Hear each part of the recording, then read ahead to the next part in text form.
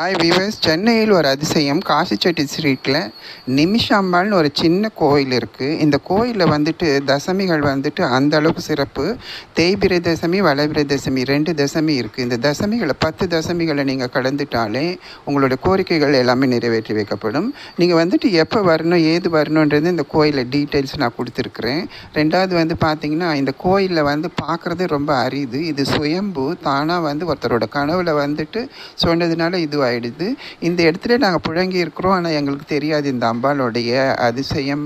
ரொம்ப ரொம்ப ஆச்சரியமாக இருக்குது. கேட்ட வரம் உடனே கிடைக்கக்கூடிய கோயில்களில் சென்னையில், அதுவும் க்ரௌடு நிறைய ஜனசந்திரிகள் இருக்கிற காசிச்செட்டியில் இந்த கோயில் அமைஞ்சிருக்கு.